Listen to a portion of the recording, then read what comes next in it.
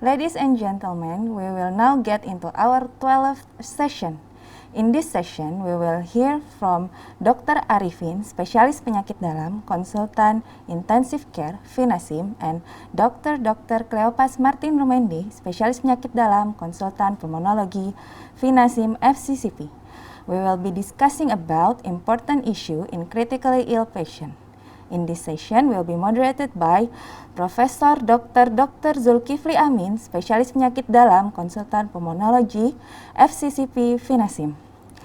Professor Zulkifli is a medical staff in Division of Respirology and Critical Care, Department of Internal Medicine, Faculty of Medicine, Universitas Indonesia, Cipto Mangunkusumo Hospital. Without further ado, Professor Zulkifli, the floor is yours. Assalamualaikum warahmatullahi wabarakatuh. Thank you for the MC and all the conference meetings that already accept me this morning in this very interesting session. Kita akan mendapatkan banyak sekali informasi-informasi yang praktis dalam session ini. Pertama mengenai berbagai infus pada kondisi-kondisi kritikal yang kita hadapi sehari-hari dalam praktek.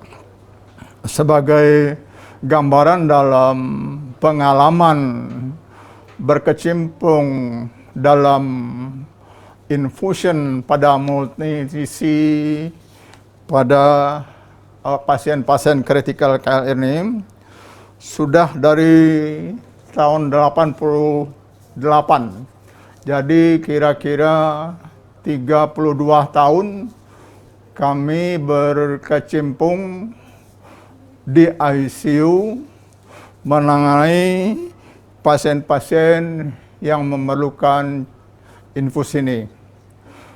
Kami punya pengalaman di Juntendo Hospital Tokyo tahun 90, di Rekdek Isar Munchen Clinic ICU tahun 1991, dan tahun 1997 di Imperial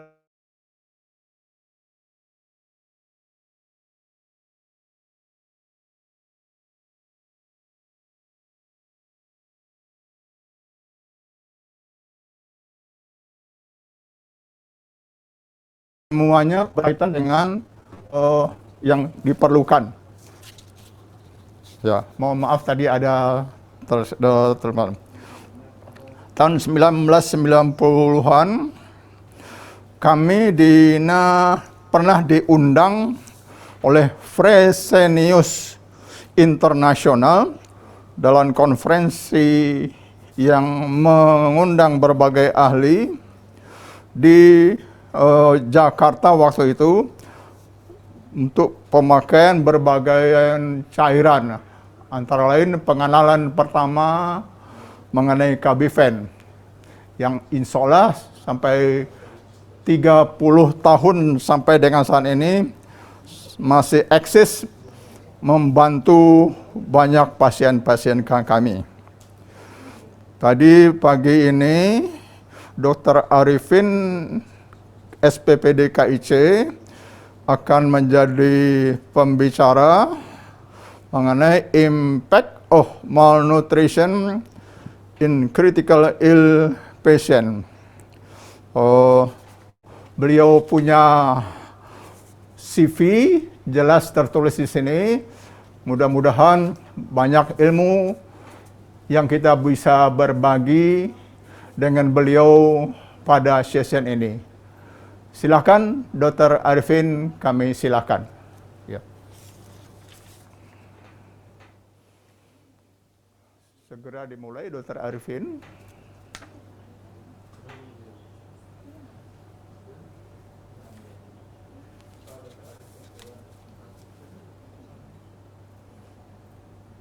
Yang dong, ya, ya, silakan. Dan Dr. Martin nanti yang kedua. Ya.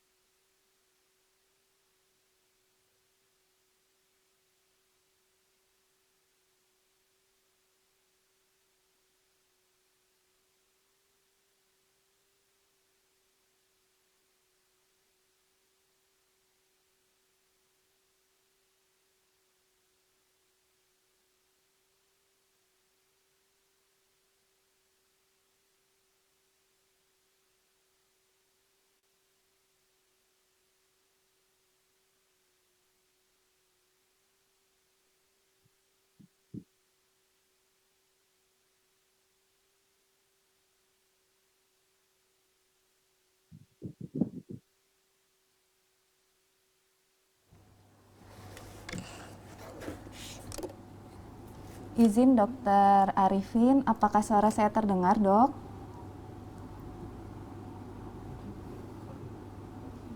Nampaknya belum ya. Iya, Prof. Mohon izin Dokter Arifin, boleh dimulai Dokter presentasinya? Silahkan di share screen, Dokter. Ya. Halo? Ya, Dokter, sudah terdengar, Dokter. Boleh langsung dimulai, Dokter, presentasinya, izin. Halo? Halo, Dok, terdengar, Dokter? Boleh langsung dimulai, Dokter, presentasinya? Suara saya jelas? Jelas, Dokter.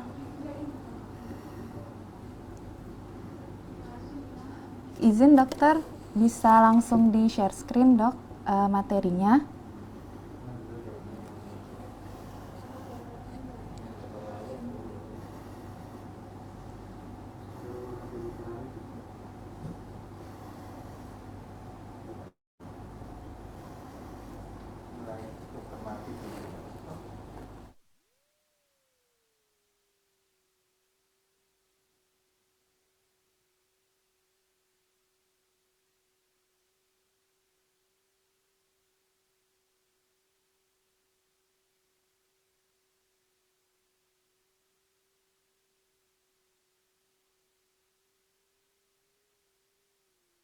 Arifin masih belum connect dengan kita semua. Kami persilahkan kesempatan kepada Dr. Cleopas Martin untuk bicara mengenai session kedua, yaitu respiratory fluoroquinolone, positioning antimicrobial stewardship, sesuatu yang sangat penting pada kasus-kasus critical care di ICU yang kita hadapi sehari-hari. Silakan Dr. Martin, CV-nya ditunjukkan. CV-nya Dr. Martin dulu. Ya, kita tahu beliau adalah dokter di Universitas Indonesia dan saat ini sedang melengkapi publikasi-publikasinya untuk mendapatkan gelar guru besar yang insya Allah dalam waktu singkat kita akan mendapatkannya. Silakan Dr. Martin, mudah-mudahan bisa memberikan kontribusi yang besar buat kita semua. Ya, baik. Terima kasih, Prof. Guru. Suara saya terdengar, Prof? Ya, bagus. Ya. Perfect. Baik, Prof. Terima kasih juga pada panitia JISIM yang memberikan kesempatan pada saya untuk membawakan topik mengenai antimicrobial stewardship dan peranan dari respiratory quinolone. Jadi dalam topik ini nanti akan saya bawakan berapa judul, yaitu mengenai pendahuluan, mengenai Stewardship Program itu, kemudian Ya, elemen tadi utama yang ini terdapat pada tiba-tiba ini antibiotik wifi-ku stewardship drop. program. Kemudian Ini kita udah akan membahas connect. juga mengenai respiratory control sendiri, dan juga saya akan mereview sedikit diagnosis dan tata laksana pneumonia di masyarakat, dan kita akan bicarakan sedikit fokus ke moxifloxacin, penanganannya pada CEP sebagai salah satu golongan quinolone respirasi, dan terakhir kesimpulan. Baik, antibiotik stewardship atau antimicrobial stewardship program atau saya singkat AMS adalah suatu kegiatan ya.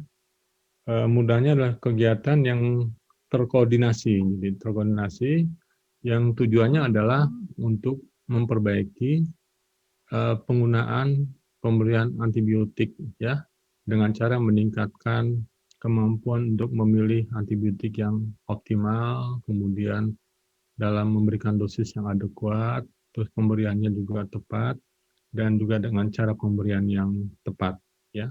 Jadi dalam program AMS ini akan dimaksudkan adalah untuk meningkatkan peningkatan pada patient care ya, memperbaiki patient care, dan yang pada akhirnya akan memperbaiki outcome dari pasien dengan cara memberikan terapi optimal. Tentu saja terapi suportif ya, simptomatik juga merupakan bagian yang penting selain terapi antibiotik.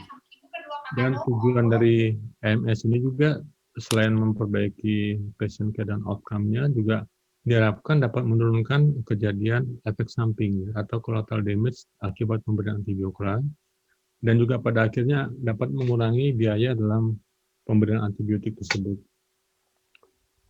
Jadi ada 6 elemen yang merupakan elemen utama pada program antibiotik stewardship ini atau AMS ini, yaitu pertama mengenai elemen pertama adalah kepemimpinan ya, kedua responsibility, tanggung jawab, ketiga kegiatan itu sendiri, AMS action, keempat laporan dan feedback, kelima monitoring, dan terakhir education dan training.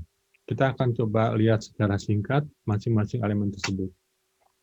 Jadi kalau yang pertama adalah hospital leadership commitment. Jadi yang pertama yang terpenting adalah harus ada komitmen dari pimpinan rumah sakit ya, dari corporate dalam hal ini ya, menjadi bisa menjadi salah satu pimpinan yang berkomitmen untuk menjalankan program AMS ini ya, yang akan mungkin memberikan tugas pada staf yang lain, entah dia dokter atau farmasi atau petugas pencegahan infection control, untuk menjadi leader ya, dan diharapkan akan melakukan pertemuan secara rutin dengan berbagai pihak ya, farmasi, mikrobiolog, dokter yang merawat pasien, kemudian juga perawat ya, nursing care, untuk memperbaiki dan evaluasi pemberian antibiotik ya.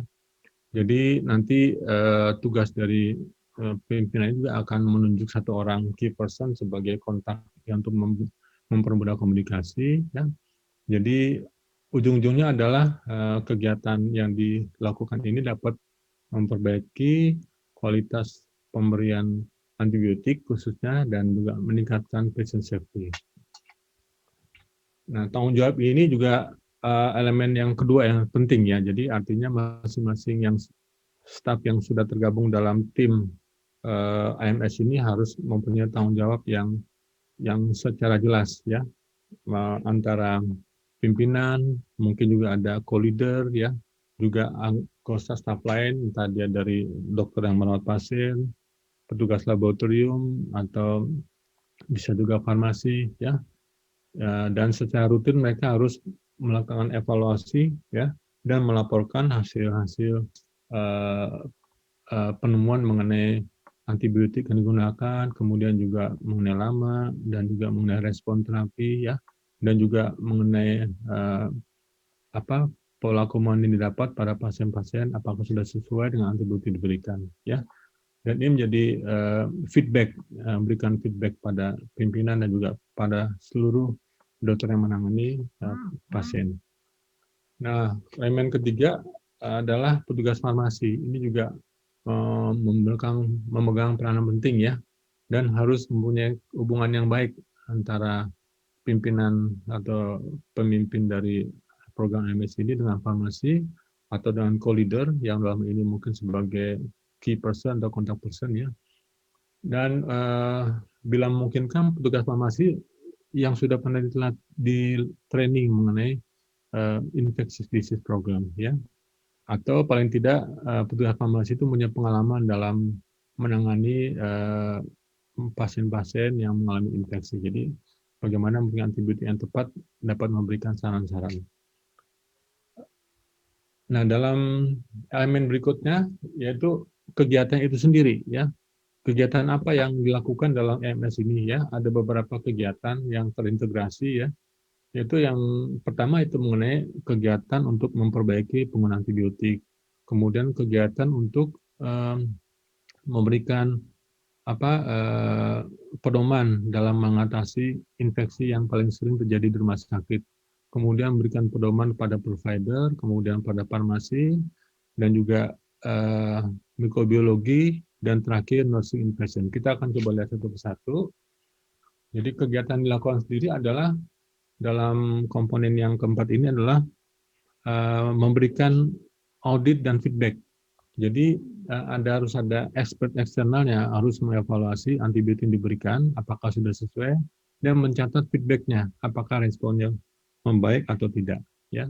Kemudian juga dalam kegiatan ini harus ada pre-authorization, artinya dokter yang memberikan antibiotik itu harus diberikan otorisasi untuk memberikan antibiotik tertentu ya, khususnya pada pasien-pasien dengan keadaan kritis, sehingga diharapkan pengobatan akan lebih cepat dan pasien dapat ditolong ya. Juga kegiatan berikutnya adalah memberikan guideline dalam pedoman terapi. Jadi harus ada pedoman terapi antibiotik yang dapat diberikan di rumah sakit di mana program MS tersebut dilaksanakan ya. Nah, ini adalah yang tadi saya katakan audit dan feedback dan priorisasi. Jadi harus ada audit mencatat dan feedback memberikan input. Kemudian harus ada otorisasi bagi dokter untuk meresepkan obat-obat yang akan diberikan terutama berkaitan dengan penyakit yang sifatnya life-saving. Ya. Kegiatan berikutnya adalah yang tadi saya katakan adalah facility specific guideline. Jadi di rumah sakit ada guideline-guideline yang harus dibuat untuk penyakit-penyakit yang sering terjadi, terutama infeksi pada saluran napas ya, kemudian pneumonia maupun pada saluran UTI, saluran kemih, kemudian juga pada infeksi intraabdomen maupun infeksi soft tissue maupun kulit. Jadi ada guideline yang harus dibuat oleh rumah sakit berdasarkan pola kuman lokal maupun regional ya. Dan pada kegiatan untuk memberikan guideline ini juga harus mencakup juga mengenai sarana diagnostik, baik diagnostik untuk mikrobiologi maupun pemeriksaan lab lain, misalnya procalcitonin sebagai marker infeksi maupun imaging. Ya. Nah, kegiatan lainnya juga adalah dalam memberikan guideline itu ya, antibiotik diberikan harus sesuai dengan guideline yang ada di rumah sakit. Apakah itu suatu infeksi paru, saluran kemih atau infeksi kulit ya. Jangan lupa dalam melaksanakan kegiatan ini kita harus mengevaluasi selalu antibiotik yang diberikan. Ada istilah antibiotik times out, artinya antibiotik yang diberikan secara empiris pada awalnya harus dievaluasi responnya. Apakah memberikan respon baik, ada perbaikan atau tidak. Kemudian harus dievaluasi juga mengenai hasil pemeriksaan lab. Jadi dalam pemberian antibiotik sebelumnya harus diambil kultur, ya kultur sebelum antibiotik diberikan. Kemudian setelah kulturnya ada, dievaluasi apakah sesuai dengan antibiotik yang diberikan dan juga bagaimana responnya. Evaluasi biasanya dilakukan pada hari kedua dan hari ketiga. Kegiatan berikutnya adalah yang berkaitan dengan kegiatan dari farmasi. Jadi farmasi juga mengingatkan dokter yang memberikan antibiotik ya untuk mengenai indikasi ya. Jadi dokter harus mau diingatkan ya apakah ini antibiotiknya sesuai indikasi, juga dosisnya harus mau menerima kalau ada saran antibiotik, misal dosisnya terlalu tinggi atau kurang, ya. Juga jangan sampai memberikan antibiotik yang ganda, yang duplikat, ya. Misalnya kita berikan antibiotik golongan cephalosporin dengan beta-lactam, yang dua-duanya cara kerjanya sama, menghambat dinding kuman, jadi akan membuang-buang biaya, yang sedang kerjanya cuma sama. Kemudian juga petugas farmasi juga mempunyai kegiatan untuk mengingatkan kemungkinan adanya interaksi dari obat-obat yang diberikan. Kegiatan lain juga yang berkaitan dengan pemeriksaan mikrobiologi. Jadi mikrobiologi juga harus memberikan informasi mengenai kuman yang didapatkan pada pemeriksaan spesimen kultur. Kalau ternyata hasilnya tidak sesuai dengan antibiotik diberikan, harus memberikan masukan kepada dokter yang memberikan pengobatannya. Dan juga kegiatan bagi perawatan juga penting untuk mengoptimalkan pengambilan kultur. Jadi sebelum antibiotik diberikan, ya harus diambil spesimen kultur dari sputum, ya. Kemudian juga ingatkan kalau pasien sudah dapat meminum obat, misalnya pemberian antibiotik, mungkin dapat ditukar dari yang intravena menjadi oral. Juga kemudian untuk time out, jadi tadi perawat juga mengingatkan dokternya, misalnya ternyata antibiotiknya itu sudah tidak sesuai dengan kultur, harus diingatkan apakah klinisnya juga tidak membaik sehingga mesti diganti, atau memang klinisnya membaik dan kultur sudah bisa diteruskan. Nah, kegiatan kelima adalah tracking. Tracking ini adalah melihat antibiotik yang diberikan apakah mempunyai dampak, ya, terhadap tiga hal, yaitu dapat menimbulkan apakah pemberian antibiotik jangka panjang itu yang kita lihat menimbulkan resistensi, kemudian apakah dapat menimbulkan efek membunuh kuman komensal di usus sehingga pasien akan timbul diare akibat Clostridia difficile menjadi aktif, atau menjadi dampak ekonomi, ya. Jadi kita harus lihat apakah pasien sampai keluar biaya habis-habisan dengan antibiotik kita berikan, itu juga mesti dievaluasi. Elemen berikutnya adalah yang keenam adalah reporting dan education. Reporting ini jadi memberikan report secara reguler kepada dokter, kepada perawat, kepada petugas mikrobiologi mengenai proses AMS yang berlangsung dan bagaimana hasilnya, ya. Kemudian edukasi juga diberikan, merupakan komponen penting, ya, edukasi komprehensif, ya, yang perlu dilakukan untuk tenaga perawat, farmasi, dokter maupun mikrobiologi yang akan melakukan program antibiotik stewardship tersebut.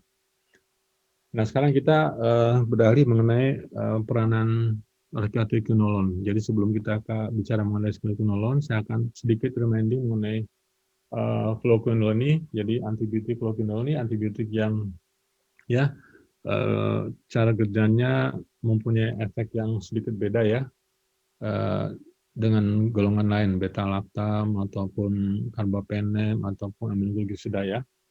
Dan ini merupakan jenis antibiotik yang banyak digunakan pada pasien-pasien infeksi saluran napas umumnya, ya, baik community maupun hospitalized. Jadi quinolone ada 4 generasi. Yang pertama itu yang masih digunakan untuk infeksi saluran kemih, ya, Nalidic acid. Kemudian generasi kedua masih digunakan juga untuk saluran kemih, naproxen dan ciprofloxacin.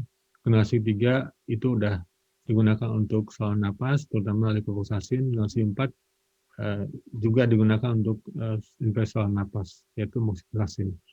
Jadi quinolone ini dari generasi tersebut dibagi dua, ada yang disebut dengan non-respiratory quinolone, ada yang disebut respiratory quinolone, ya. Kenapa disebut respiratory quinolone, ya?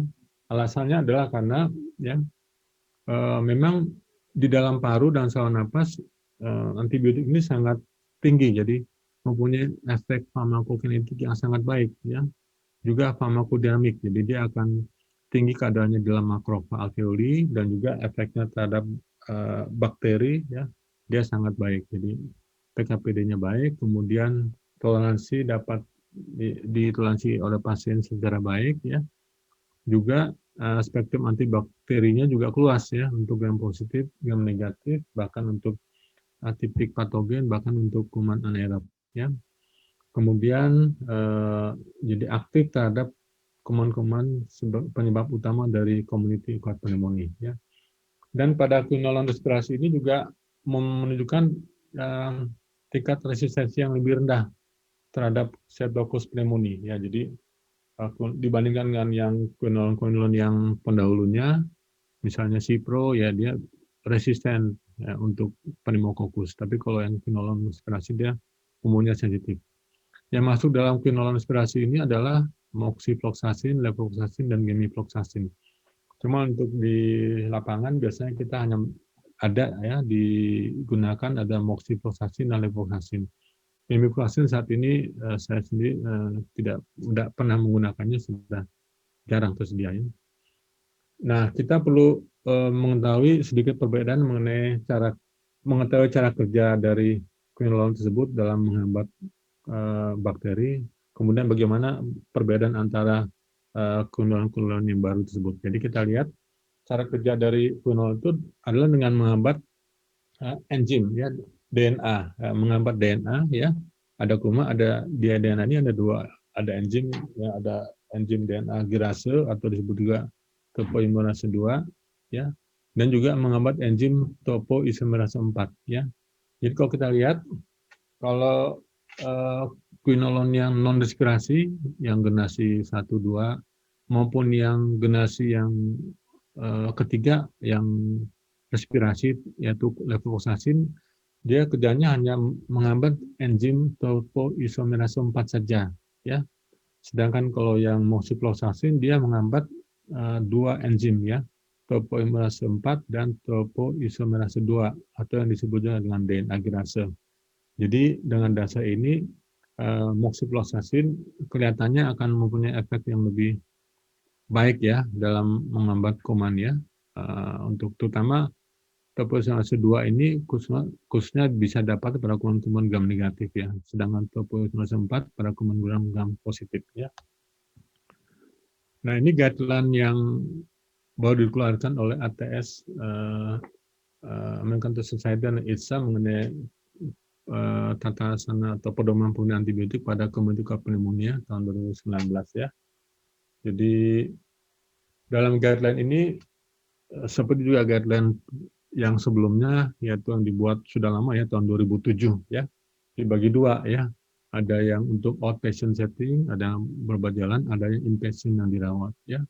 Untuk yang outpatient yang berobat jalan juga dibagi dua, ada yang tanpa komorbid ya, tanpa komorbid atau tanpa risiko amilasa, satu lagi yang dengan komorbid.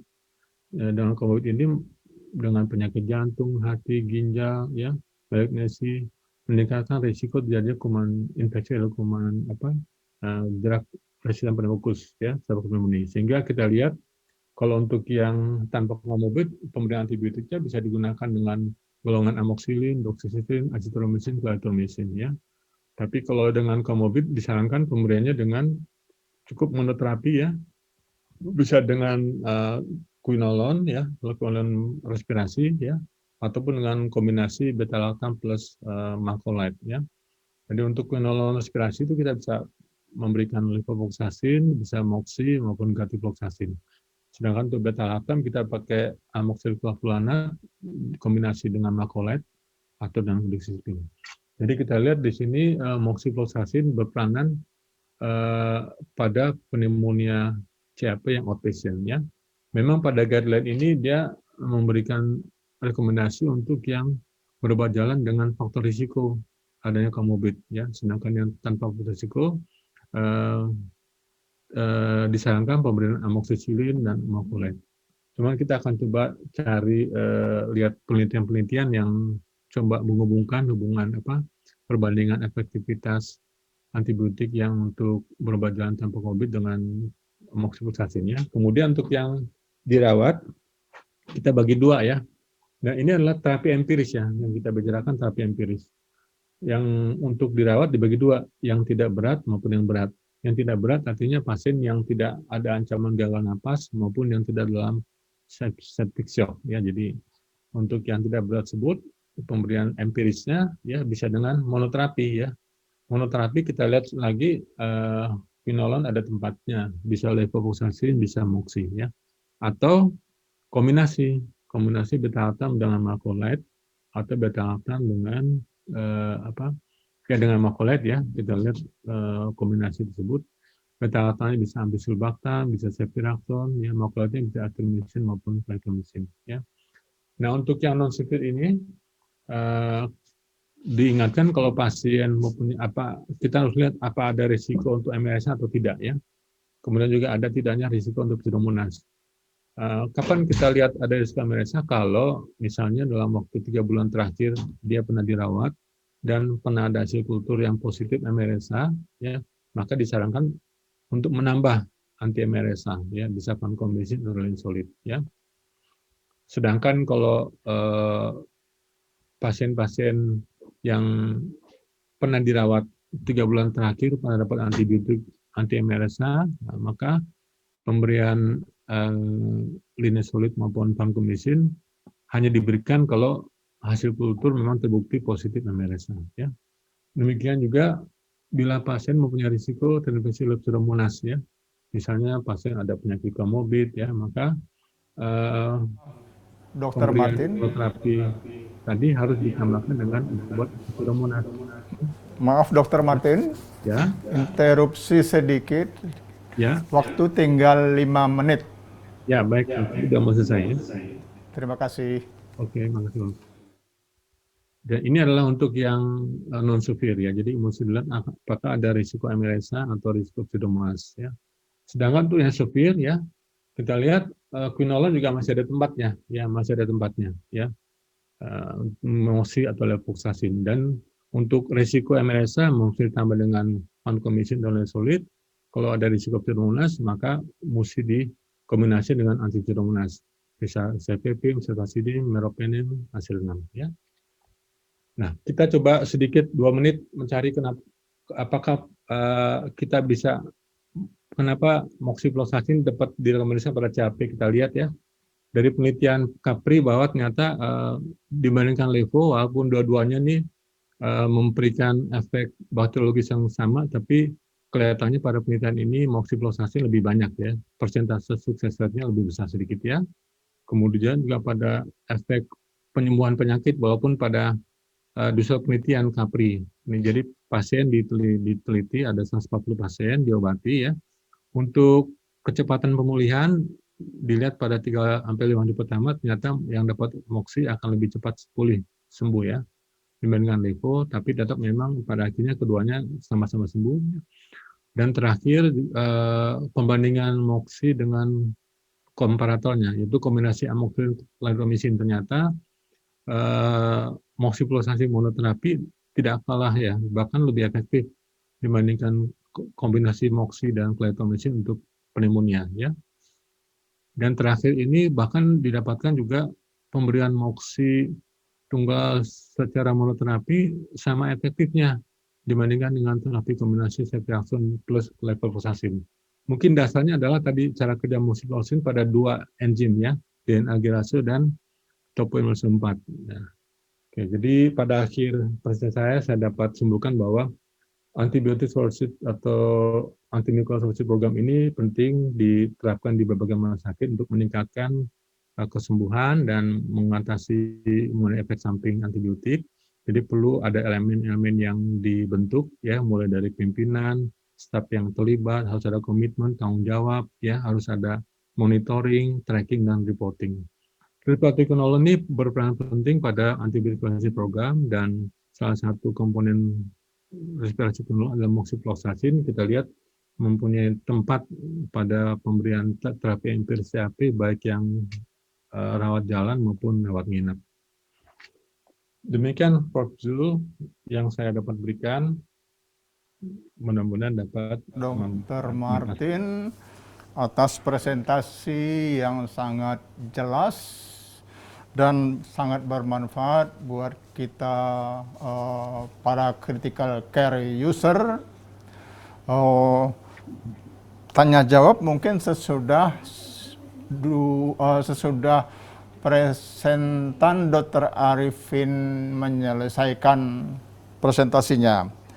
Jadi saat ini kami minta Dr. Arifin bisa memulai presentasinya mengenai impact of malnutrition in critical ill patient. Dr. Arifin, sudah siapkah? Silakan ambil alih. Ya, terima kasih, Prof. Bagus. Suaranya jelas.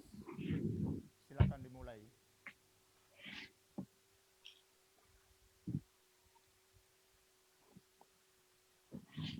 Next, bisa terhubung dengan Dr. Arifin.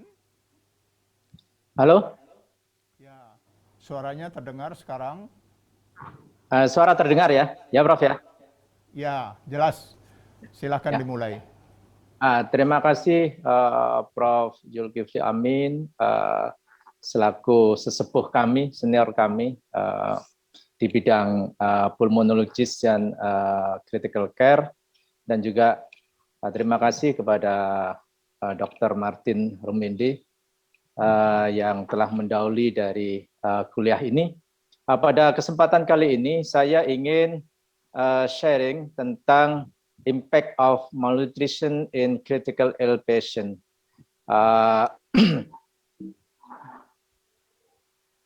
Kebetulan saya dari Solo, internis intensivis, dan saya saat ini sebagai head of medical ICU. Jadi di Solo kita pecah untuk menjadi surgical ICU dan medical ICU. Dan kami sebagai kepala medical ICU, dan kami juga mengajar di Fakultas Kedokteran 11 Maret. Oke, ketika kita bicara tentang penyakit kritis, ketika kita bicara tentang pasien yang dirawat di ICU, kita harus ingat bahwa pasien di ICU ini mempunyai multiple pathologies, jadi mempunyai berbagai macam patologis, dan di dalam manajemen kita seringkali banyak sekali faktor-faktor yang berpengaruh terhadap kondisi pasien pada saat itu. Ya, misalkan pada pasien-pasien yang di ICU itu kita berikan insulin terapi, kita berikan enteral feeding. Mungkin juga pasien kita adalah yang mengalami shock sehingga membutuhkan vasopresor, misal norepinefrin, epinefrin, dan vasopresin. Atau mungkin juga pasien-pasien kita mendapatkan antibiotik seperti yang diterangkan oleh Dr. Martin. Dan juga mungkin pasien kita pada saat itu mengalami resusitasi, mendapatkan resusitasi baik itu koloid maupun kristaloid. Semua kondisi ini akan mempengaruhi kondisi pasien, akan mempengaruhi hasil atau outcome pasien, dan juga kondisi nutrisi yang ada pada pasien. Ketika kita bicara tentang hospital malnutrition, kita ingat bahwa prevalensinya cukup tinggi. Ya, hospital malnutrisi ini bisa sampai 30% sampai 50%. Dan ketika pasien menghadapi kondisi malnutrisi ini bisa memperpanjang masa rawat inap yang ada di rumah sakit, maupun kalau pasien kritis akan memperlama perawatan di ICU. Dan ketika kita bicara tentang malnutrisi, seringkali asosiasi kita, persepsi kita, malnutrisi itu adalah undernutrisi. Padahal sebetulnya namanya malnutrisi itu adalah bisa undernutrisi, bisa obesitas. Kalau undernutrisi ini mungkin terjadi pada chronic starvation, ya, atau mungkin pada pasien-pasien dengan chronic disease, atau mungkin pada pasien-pasien dengan acute disease, ya, atau mungkin juga pasien-pasien dengan injury. Dan pada kondisi dengan undernutrisi ini seringkali ditandai kalau pemeriksaan yang kita lakukan mungkin akan terjadi makronutrien defisiensi dan mikronutrien defisiensi, dan mungkin sarkopenia maupun metabolic syndrome. Ketika kita bicara tentang pasien kritis di ICU, ingat bahwa metabolism in acute illness, ya. Jadi pasien-pasien seperti trauma, burn, sepsis, CV, acute pancreatitis, maka hypermetabolic stress itu akan terjadi.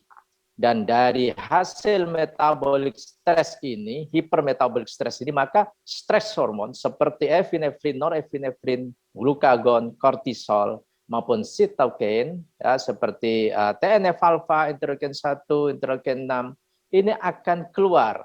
Ya, jadi pasien-pasien dengan hypermetabolic stress akan menyebabkan stres hormon maupun cytokine release.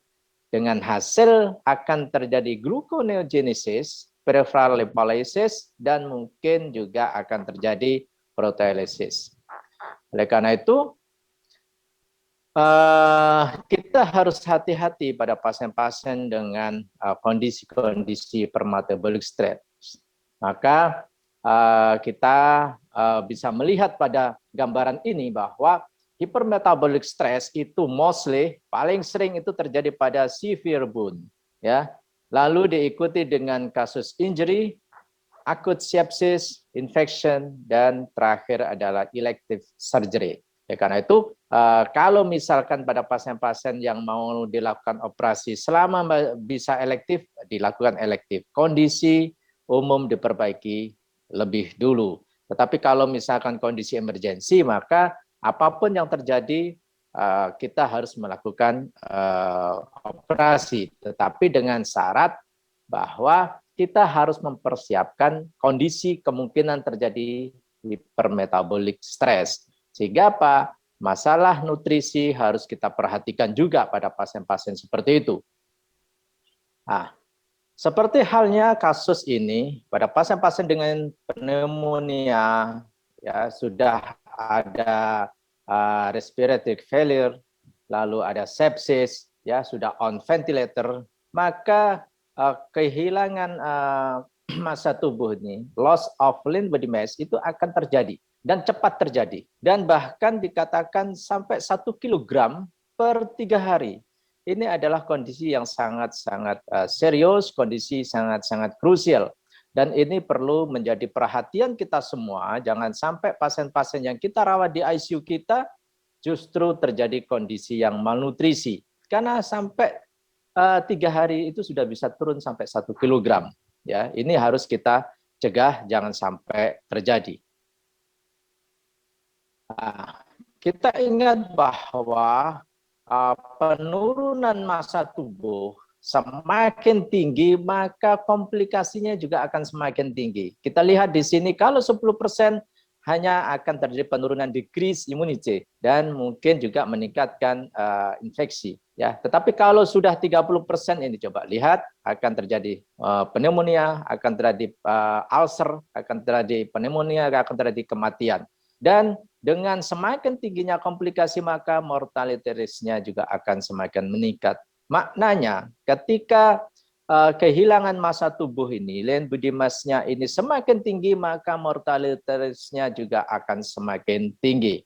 Oleh karena itu kita sebisa mungkin mencegahnya jangan sampai terjadi kehilangan massa tubuh. Dan ini adalah pasien-pasien yang masuk, ya, jadi kondisi malnutrisi akan menyebabkan istilahnya negative outcome, jadi hasil yang kurang baik pada pasien-pasien kita. Dan kita ingat bahwa dengan malnutrisi ini akan meningkatkan dari kos perawatan di rumah sakit, meningkatkan kebutuhan akan obat-obatan, membutuhkan atau meningkatkan risiko masuk rumah sakit kembali, admission to hospital, dan length of stay yang ada di perawatan juga akan meningkat. Dan tentunya adalah medical care cost-nya juga akan meningkat pada pasien-pasien yang mengalami malnutrisi. Dan ketika ada pasien ketika masuk, ya, ketika masuk sudah mempunyai risiko akan kekurangan nutrisi, nutritional risk pada saat masuk, maka ingat ini akan terjadi hospital stay-nya akan memanjang, ya, lalu komplikasi juga akan meningkat dan juga cost-nya juga akan meningkat. Bayangkan kalau sudah terjadi risiko akan gangguan nutrisi pada saat masuk, ini akan terjadi kelainan-kelainan ini, ya hospital stay, lalu komplikasi, lalu cost-nya. Apalagi kita bisa bayangkan kalau pasien ini terjadi dan pasien ini masuk ke ICU, maka risikonya akan jauh lebih tinggi. Oleh karena itu, kita harus hati-hati pada pasien-pasien dengan critical care. Ini adalah data yang diambil dari BPJS ya pada tahun 2018. Jadi ini dihimpun dari 2014 sampai 2018. Ingat pada pasien-pasien dengan malnutrisi ya kebutuhan atau dana yang dikeluarkan itu bisa mencapai 2,4 triliun. Sedangkan pada pasien-pasien dengan defisiensi yang gejalanya atau derajatnya lebih ringan itu sudah 224 miliar. Ini adalah satu cost atau sesuatu yang harus dibayar, harus kita bayar dengan biaya sangat tinggi. Oleh karena itu jangan sampai terjadi malnutrisi. Ya, jadi kita sebisa mungkin pada pasien-pasien khususnya pasien-pasien critical care itu kita atasi, jangan sampai terjadi malnutrisi. Nah, ini adalah evolusi tentang nutrisi terapi bahwa pada pasien-pasien critical care dulu pada tahun 70-90 terapi nutrisi ini hanya sebatas nutrition support. Ya. Kenapa? Karena hanya untuk maintain immune function, preserve lean body mass ya. Tetapi pada tahun 2000 jadi sampai sekarang tahun 2000 mulai tahun 2000 nutrisi terapi ini sudah bukan support lagi sekarang. Sekarang sudah merupakan bagian penting dari manajemen pasien-pasien kritis. Karena apa? Karena sekarang sudah manajemen istilahnya bagian penting dari manajemen pasien kritis. Bahkan sekarang itu sudah ada spesialis gizi klinik. Itu juga dengan harapan supaya outcome pasien akan lebih baik. Karena tujuannya adalah untuk reduce disease severity ya, bisa mengurangi komplikasi, bisa mengurangi masa rawat di ruang ICU dan tentunya adalah improve patient outcome. Nah, bagaimana ketika kita harus memilih nutrisi terapi ini? Bagaimana kita harus memilih dan bagaimana kita harus memberikan ketika kita mempunyai pasien yang ada di ICU. Yang pertama kali adalah kita harus assessment, harus mengakses tentang GI tract function. Jadi fungsi dari GI tract-nya kita nilai, kalau baik, jadi GI tract function-nya bagus, maka segera mungkin untuk dilakukan atau diberikan enteral feeding. Tetapi kalau misalkan pasien itu GI tract function-nya itu kurang baik, maka disarankan untuk tropic feeding dulu dengan kombinasi parenteral nutrition. Jadi memang untuk saat ini itu sudah tidak direkomendasikan untuk berlama-lama pasien itu dalam kondisi puasa. Karena kalau dalam kondisi puasa itu maka akan terjadi vasokonstriksi di dalam di area splanchnic vessel. Jadi daerah perfusi splanchnicnya akan menurun. Tetapi begitu ada kalori yang masuk ke intestinal, maka akan terjadi kenaikan dari perfusi splanchnic. Oleh karena itu, jangan sampai kita puasakan terlalu lama. Ya. Jadi kalau misalkan bahkan pasien-pasien yang post-op untuk saat ini adalah early feeding lebih baik. Ya, tidak boleh lebih. Ada yang mengatakan tidak boleh lebih dari 6 jam sudah mulai kita inisiasi. Biasanya kita berikan namanya clear fluid ya atau gut feeding dengan apa? Dengan cairan D5 kita masukkan lewat NGT langsung via infus. Jadi via infus D5% langsung kita masukkan ke NGT. Mungkin kita berikan 20 sampai 30 cc per jam. 20 sampai 30 cc per jam kita awali dulu. Kalau misalnya tidak ada masalah, tidak mual muntah ya, itu akan kita naikkan pelan-pelan. Jadi peristaltik itu bukan merupakan kontraindikasi untuk kita memulai enteral feeding.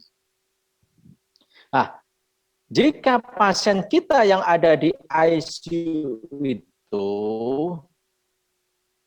setelah kita juga bisa menilai GI tract function-nya, kita juga harus menilai pasien ini kondisinya bagaimana, stabil atau tidak stabil. Pasien ini membutuhkan vasopresor atau tidak, atau mungkin sudah membutuhkan sudah terpasang vasopresor, tapi mungkin sudah mulai terjadi penurunan dari dosis vasopresor. Maka kalau misalkan terjadi apa istilahnya tidak membutuhkan vasopresor, segera enteral feeding. Atau mungkin sudah mendapatkan vasopresor, sudah ada mulai grafik kenaikan perbaikan dengan mungkin penurunan dari dosis vasopresor, maka segera lakukan enteral feeding. Tetapi kalau pasien ini tidak stabil secara hemodinamik, kalau hemodinamiknya tidak stabil, maka berikan parenteral nutrisi. Dan tadi saya katakan untuk tropic feeding itu yang kita anut adalah pemberiannya sekitar 10 kilokalori per hari. Jadi misalkan sekitar kurang lebih 500 kilokalori per hari. Padahal kita pada pasien-pasien kritis itu yang disarankan adalah 25-30 kilokalori. Nah, kalau pasien memang belum stabil, maka berikan tropic feeding dulu. Ya, berikan tropic feeding dulu, mungkin kita berikan 500 kilokalori per hari, maka sisanya silahkan diberikan parenteral nutrisi. Jadi kombinasi. Ya, jangan sampai pasien itu terjadi undernutrition. Ya, kalau undernutrition juga outcome-nya juga akan jelek. Nah, kita ingat bahwa pada pasien-pasien yang mengalami pasien-pasien yang makan, maka akan terjadi pada superior mesenteric artery blood flow itu akan naik 2 kali lipat. Ya, jadi kalau misalkan 500 bisa sampai 1000 atau 1 liter per menit. Ini adalah kenaikan dari perfusi splangniknya. Oleh karena itu hati-hati pada pasien-pasien yang hemodinamiknya tidak stabil. Kalau kita berikan enteral feeding terlalu cepat atau mungkin kalorinya terlalu tinggi, itu akan terjadi perfusi splangnik yang kuat. Akhirnya apa? Justru terjadi apa? Gangguan hemodinamik. Karena apa? Darah akan lari ke splangnik sehingga apa? Perfusi ke organ-organ vital akan terjadi gangguan. Oleh karena itu, nilai dulu pasien ini stabil atau tidak. Dan kapan timingnya itu penting. Kapan harus memberikan enteral, kapan harus memberikan parenteral nutrisi. Ini adalah kondisi postprandial hypotension. Jadi kalau misalkan setelah makanan itu nyampe stomach, ya, nyampe ke lambung, maka akan terjadi vasodilatasi, pembuluh darah di sekitar lambung. Dan kalau makanan itu nyampe ke usus halus, maka akan terjadi perfusi splangnik yang ada di situ. Padahal ingat bahwa darah di dalam perfusi di splangnik itu adalah sangat-sangat tinggi sekali ya. Oleh karena itu, kondisi vasodilatasi di splangnik inilah yang akan menurunkan venous rhythm sehingga akan terjadi penurunan dari stroke volume dan akhirnya terjadi penurunan dari blood pressure. Oleh karena itu, hati-hati pada pasien-pasien yang kritis, pasien-pasien yang tidak stabil, pemberian enteral feeding harus dipertimbangkan betul-betul kapan mulainya dan berapa kalori. Dan ketika kita melakukan atau kita memberikan enteral feeding, ternyata itu juga kalau kalorinya kecil atau kita berikan air sama kita berikan karbohidrat akan beda. Jadi yang menyebabkan perfusi splangnik itu adalah yang ada karbohidratnya. Jadi kalau ada karbohidrat maka akan terjadi kenaikan dari perfusi. Tapi kalau misal protein lemak tidak akan terjadi kenaikan perfusi yang signifikan. Nah, jadi kita harus ingat bahwa nutrition support itu ada enteral nutrisi, ada parenteral nutrisi. Saat ini current recommendation bahwa enteral nutrition adalah soon as possible. Jadi lebih dini itu yang dianjurkan untuk pemberian enteral nutrisi. Dan kapan parenteral nutrisi itu diberikan? Jika enteral nutrition itu tidak mencukupi kebutuhan dari pasien. Jadi kalau pasien itu kita kita tetapkan untuk mendapatkan misalkan 1.500 kilokalori, ya, maka itu enteral feedingnya baru bisa 500, maka 1.000-nya harus kita kombinasi, kita berikan dari parenteral nutrisi. Dan itu enteral nutrisinya kita naikkan pelan-pelan sambil melihat hemodinamiknya stabil atau tidak. Nanti parenteral nutrisinya kita turunkan pelan-pelan. Dan kita ingat bahwa kelebihan dari enteral nutrisi, jadi memang lebih baik kita mendahulukan enteral nutrisi karena apa? Lebih fisiologis. Dan satu, lebih murah untuk enteral nutrisi. Dan ingat bahwa enteral nutrisi ini adalah bisa mempertahankan dari integritas dari intestinal, maintain intestinal integrity, dan bisa mempertahankan sistem imun di usus, dan bisa menurunkan morbiditas hospital and ICU length of stay, dan bisa menurunkan mortalitas. Dan kita ingat bahwa keterlambatan dari enteral nutrisi ini berpengaruh terhadap mortalitas. Oleh karena itu, ingat bahwa ketika pasien itu membutuhkan nutrisi, awali dulu enteral nutrisi sampai betul-betul kita asesmen kita bahwa memang enteral nutrisi itu memang kontraindikasi. Oleh karena itu, pemberian enteral nutrisi kita harus ingat kontraindikasinya apa dan timingnya kapan. Nah, kontraindikasinya betul-betul kontraindikasi kalau ada anatomic disruption, adanya obstruksi, misalnya ileus obstruksi, ya, adanya peritonitis, ya, ada severe shock. Jadi pasien-pasien dengan severe shock lebih baik kita berikan parenteral nutrisi daripada enteral nutrisi. Dan timingnya bahwa ada namanya early enteral nutrition dan standard enteral nutrition. Kalau early itu kita berikan awal 24-40 jam pertama. Ini biasanya kita berikan pada severe trauma, pada luka bakar, pada pasien-pasien dengan highly catabolic state. Dan pada pasien-pasien yang memang tidak bisa makan, ya kita berikan enteral nutrition. Dan ingat bahwa targetnya bagaimana kita memberikan enteral nutrisi, yang penting bahwa jangan sampai undernutrisi, jangan sampai overfeeding. Jadi jangan sampai under feeding, dan jangan sampai overfeeding. Jadi di tengah-tengah. Kenapa? Kita ingat bahwa kalau overfeeding maka terjadi hipergliksemia, hiperlipidemia, hepatic dysfunction, dan mungkin pasien-pasien kita yang kita pasang ventilator, kalau kita overfeeding seringkali terjadi kesulitan untuk weaning ventilator. Dan kalau kita underfeeding pemberian nutrisinya, maka meningkatkan infection rate dan gangguan untuk wound healingnya. Oleh karena itu, bagaimana strateginya untuk kita memberikan nutrition support, yaitu adalah kita awali dulu dengan hypocaloric enteral nutrition. Lalu kita naikkan pelan-pelan sampai target yang kita tentukan tadi itu bisa tercapai, ya, bisa tercapai. Dan kalau misalkan kita sudah tidak bisa mencukupi itu, maka kita berikan parenteral nutrisi. Dan untuk early kombinasi enteral nutrisi dan parenteral nutrisi ini juga dianjurkan pada pasien-pasien kritis.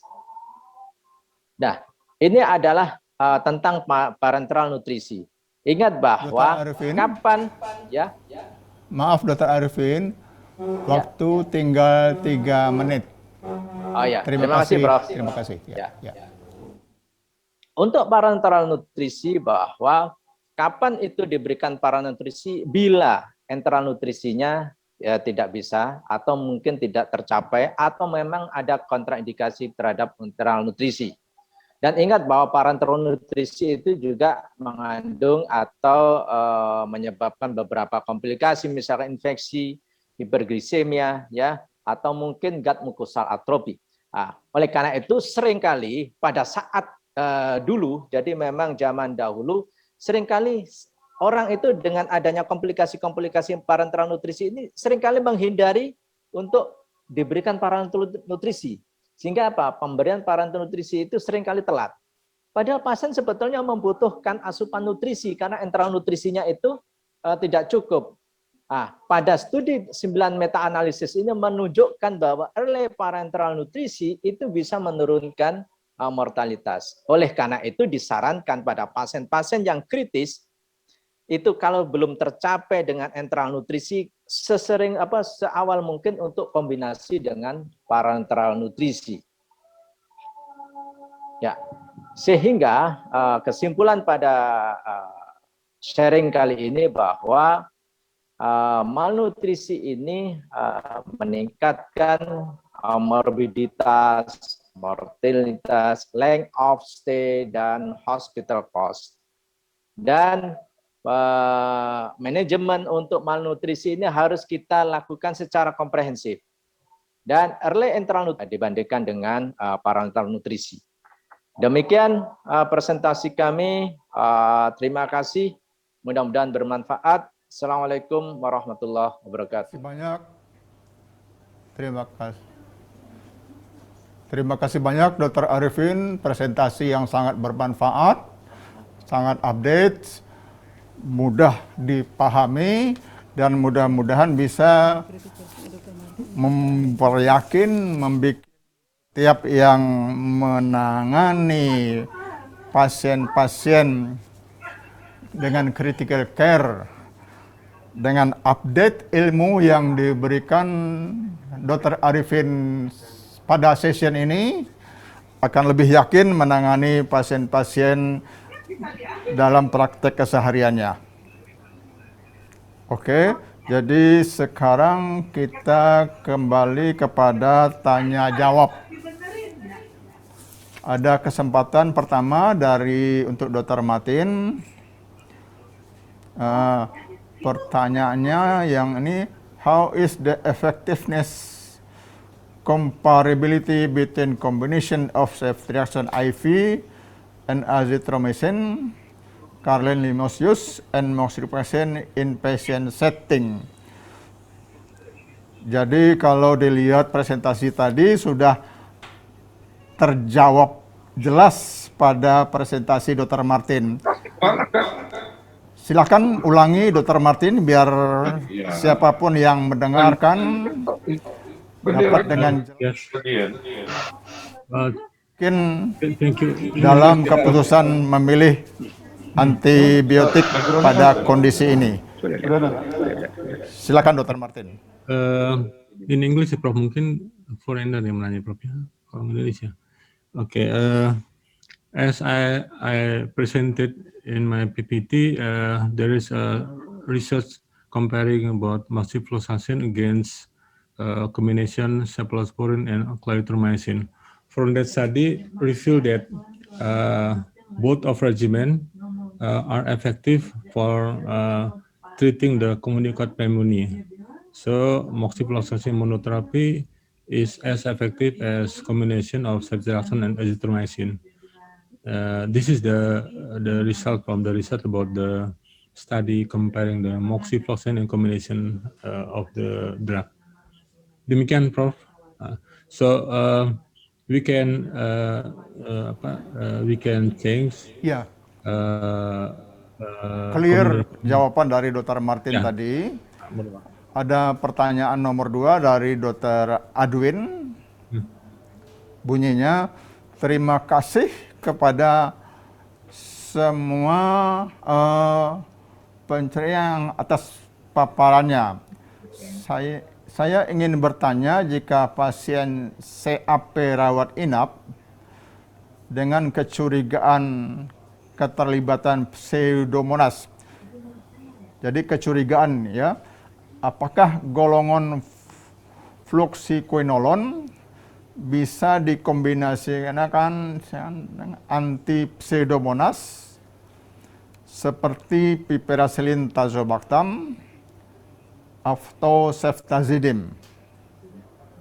Jika tidak, bagaimana opsi terapi antibiotik yang adekuat? Silakan Dr. Martin. Baik, terima kasih Prof. Zul. Terima kasih Pak Dr. Adwin untuk pertanyaannya. Jadi betul sekali pada pasien yang, kalau kita lihat guideline ya, jadi pasien yang severe, CAP severe, yang outpatient, yang inpatient severe, jika ada risiko pseudomonas, misalnya ada komorbidnya ya, maka pemberian fluoroquinolone disarankan dikombinasikan dengan golongan cephalosporin anti pseudomonas atau golongan piperacillin tazobactam atau golongan meropenem ya.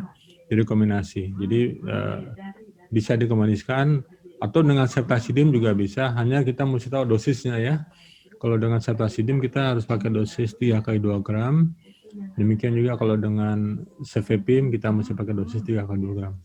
Jadi jawabannya adalah bisa dikombinasikan dengan piperacillin atau juga bisa dengan ceftazidime dengan dosis yang 3 kali 2 gram. Demikian Prof. Zul, terima kasih. Ya, mudah-mudahan menjawab apa yang ditanyakan oleh Dr. Adwin tadi. Ada kesempatan untuk presentan kedua, Dr. Arifin. Pertanyaannya juga dari Dr. Adwin.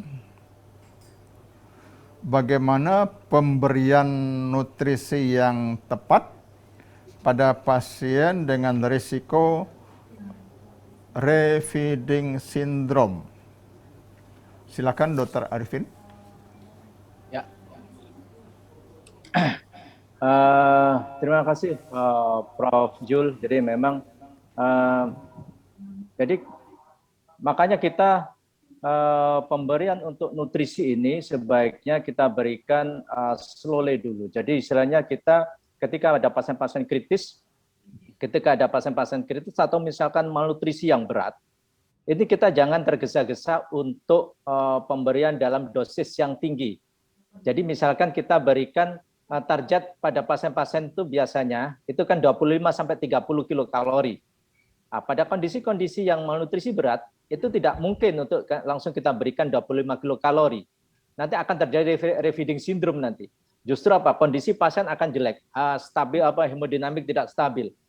Justru akan terjadi kerusakan berbagai organ. Oleh karena itu mungkin kita awali dari 10 kilokalori dulu. Lalu kita naikkan pelan-pelan sambil kita melihat kondisi pasien. Jadi intinya bahwa pada pasien-pasien yang malnutrisi itu coba kita berikan nutrisi yang slowly dulu. Jadi dosis yang kecil dulu, mungkin kita kasih 10 kilokalori dulu, sambil kita berikan parenteral nutrisinya juga kita berikan yang low kalori dulu. Jadi jangan sampai target 25-30 kalori itu kita penuhi pada kondisi-kondisi yang malnutrisi berat. Karena kalau langsung kita penuhi akan terjadi refeeding syndrome. Ya, jadi mungkin kita berikan 60-80% dulu dari target 25-30 kilokalori. Demikian, Prof. Membantu penjelasan ini. Ada pertanyaan yang berikutnya untuk Dr. Arifin kembali. Adakah penggunaan tool untuk penapisan nutrisi?